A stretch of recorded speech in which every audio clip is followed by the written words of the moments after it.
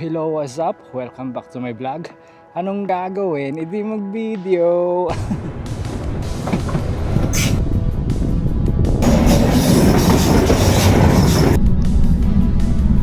Mga last supper. Kaya to? Ano kaya to? May naka-engrave dito na para sa mga blind. Kahoy po siya. Hindi siya bakal.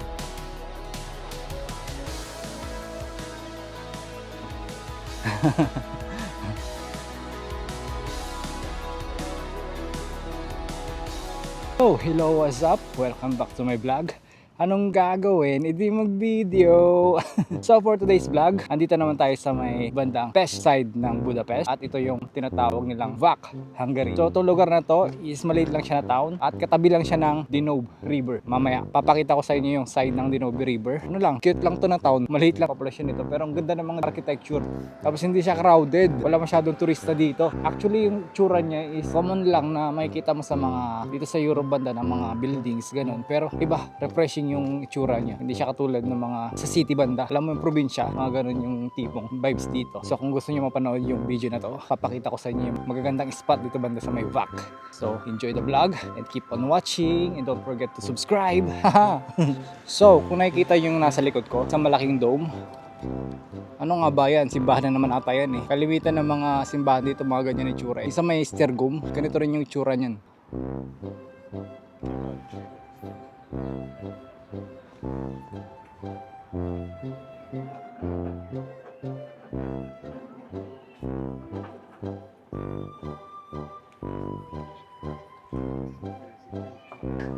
Dito na naman tayo sa isa sa mga probinsya ng Hungary. So this side is, ano ata to eh, bandang Pest, Budapest, di ba? Buda sa kabila, Pest itong kabila naman.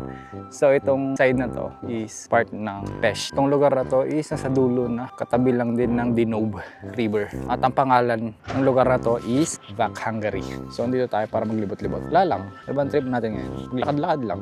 So going to from sa amin papunta dito is around more than 30 minutes papunta dito. Isang sakayan lang. Tren going to here. And dito tayo, tingnan natin kung ano meron dito. Libot-libot tayo. Mukhang maganda eh. Maganda yung mga architecture. Parang luma. Tingnan nyo. Papakita ko sa inyo.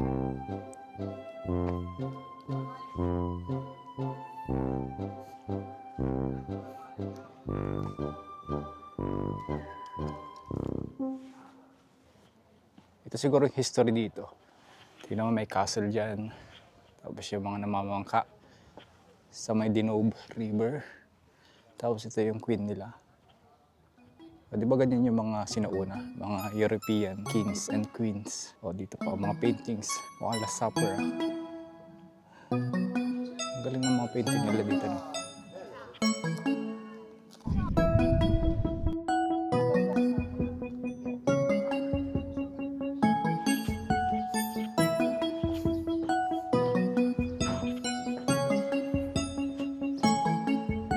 So, dito na tayo sa may bandang Danube River. Ito na siya, oh. Itong river na to, mahabang river to.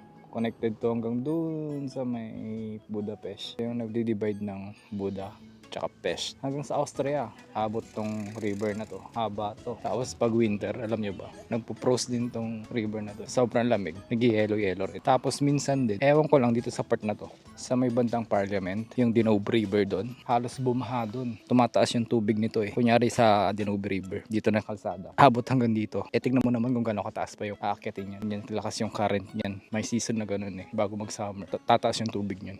Ito yung mode of transportation nila papunta sa kabilang side. Bangka, papunta dun. Sa kabila, may mga nakapilang sasakyan. Siguro sasakay dyan. Tatawid sa kabilang dun. Sound check.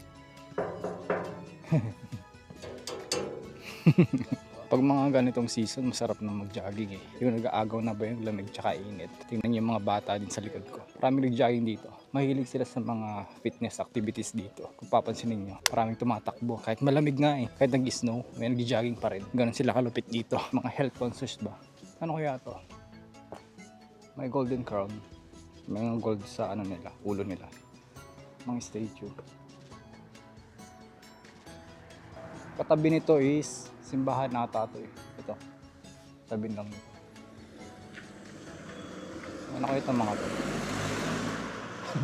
Wala tayong kakaida idea. Lalakad-lakad lang tayo, tapos titingin-tingin lang tayo kung anong meron. Maliit lang pala yung taon na to eh. Isang paikot lang. Tabi lang siya mismo talaga ng river. Yun lang ito matak sa kanya. Pero ang ganda ng mga design. Ito po mga ganyan. Puno. O nagkakadahon na yung mga puno.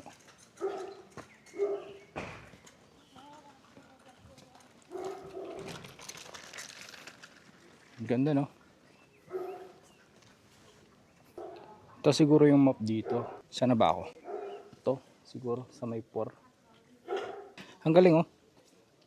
Diba ito yung mga nakasulat. Tapos may naka-engrave dito na para sa mga blind. Galing naman nila dito. Para sa mga hindi nakakita ba di naka-engrave. Tingnan nyo. Yun oh. Stig. Ganda naman dito. Tapos ang konti lang ng tao. Hindi ganun ka-crowded. Though wala masyadong establishment na naka-open. Kahit weekdays. Pero okay pa rin. Gandang linis. Nakaka-relax lang.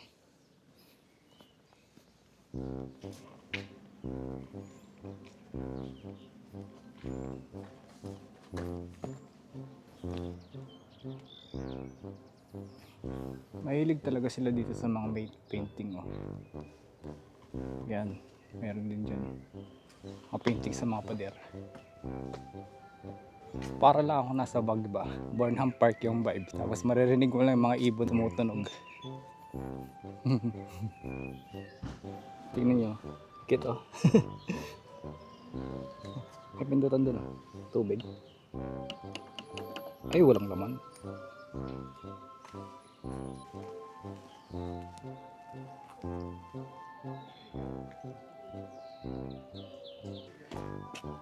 Pip pip pip.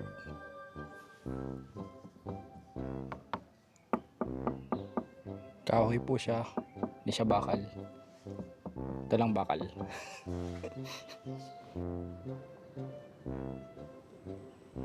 Para tayo nasa carousel no. Ganda no. Ganda yung mga gusto kong lugar. Yung tahimik lang ba. Maganda yung mga building, fresh air. Wala masyadong maingay, konti lang yung sasakyan. Tapos parang nagbubulungan lang yung mga tao. Wala kayong maririnig na nag-uusap-usap, di ba? Konti lang kasi ng tao kaya ganun. Ay, so may mga ano rin dito. Love lock. Haha. Hi.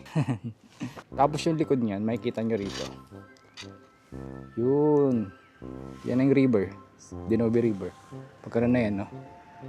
Oh, may mga daraang ano, may barko. Mukhang galing pa yan sa ano, Austria. Mga ano ba, tourist. Ang alam ko may mga Pilipinong nagtatrabaho sa mga ganyan eh. Yun. Say hi, hi. May mga bata doon, no? Pipitnik.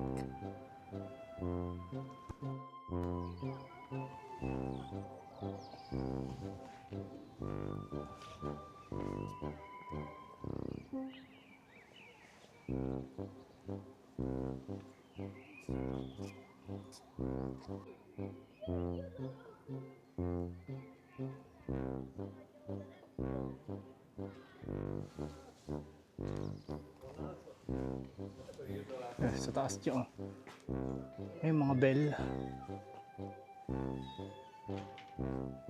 Kumakalimbang siguro ito pag ano, alas 6 na. Daming bell oh.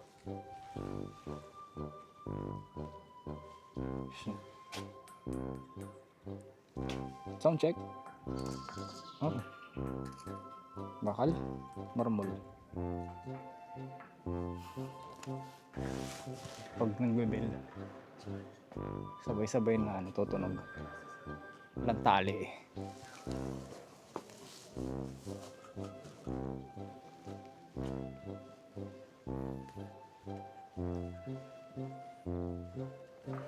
Dito banda, mga shopping center na, tapos mga kainan. Ayun o, may Primo, Erosman. Kain mo tayo.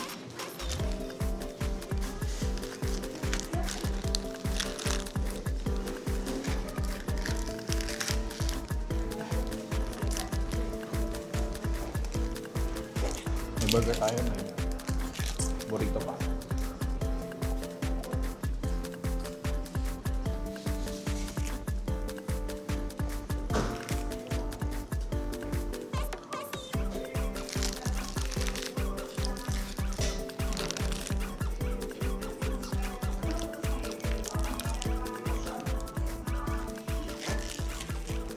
Ganda talaga ng trend nila dito sa may Hungary. Sana sa Pilipinas may ganito rin.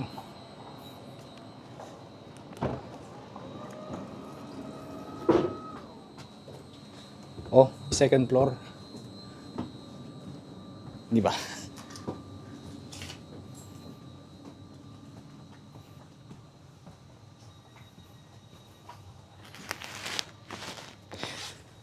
Ayos, di ba? Mas may ano pa dyan, oh. Monitoring.